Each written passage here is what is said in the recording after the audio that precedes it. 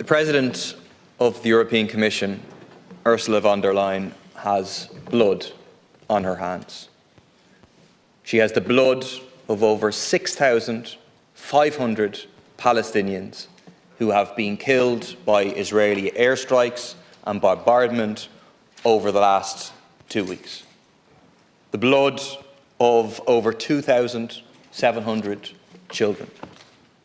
Ursula von der Leyen should resign, and if the Irish government seriously represented justice, peace, opposition to genocide, it will be demanding at the European Council that Ursula von der Leyen goes. She went to Israel with no mandate and declared that Israel has the right to defend itself without any conditions. What that right to defend itself means we have all witnessed. It means more bombs being rained down on the people of Gaza, effectively an open-air concentration camp of over 2 million people, more bombs being rained down in the space of 2 weeks than were rained down on Afghanistan over the course of a year. It means a conscious attempt to starve the people of Gaza, children included, of water, of food, of electricity.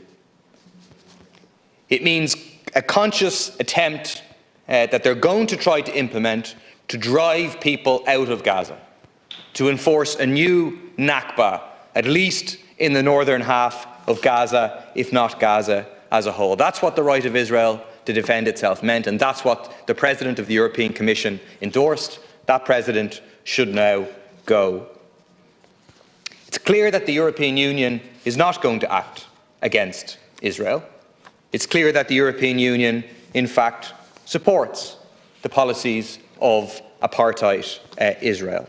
It's clear in what they're doing now, where they refuse to call out the war crimes being committed by Israel. They refuse to condemn the ethnic cleansing being committed by Israel. They refuse to do what Ursula von der Leyen was very clear that we must do in terms of Russia, calling it as such, cutting off men, women, children of water, electricity and heating being acts of pure terror. She was very clear about Russia, but refuses to do that in terms of Israel.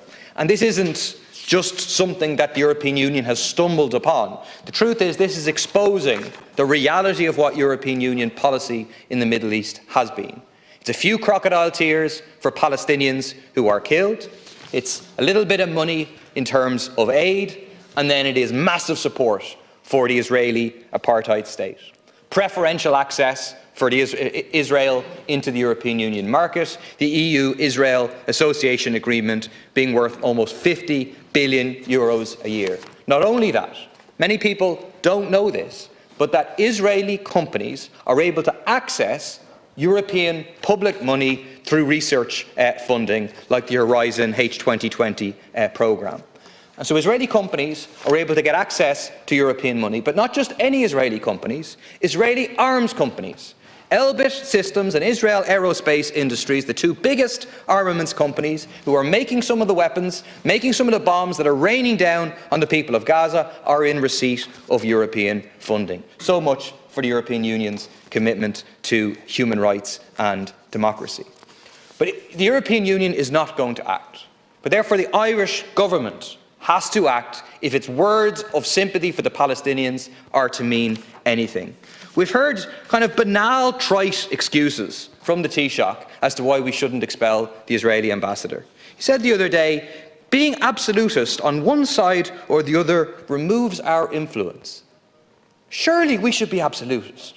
Absolutist against genocide, absolutist against ethnic cleansing, absolutist against apartheid.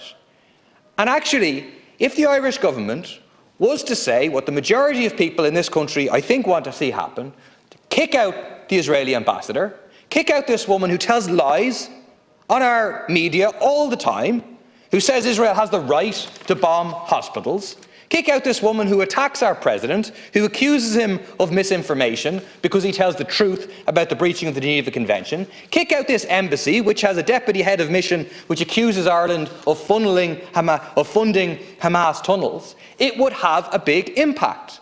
It would send a signal around the world that von der Leyen, when she gave the green light to this genocide, was not speaking on behalf of all of the people of Europe. It would send a signal to the Palestinian people that we stand in solidarity with them, and it would send a signal of strong condemnation to the Israeli regime.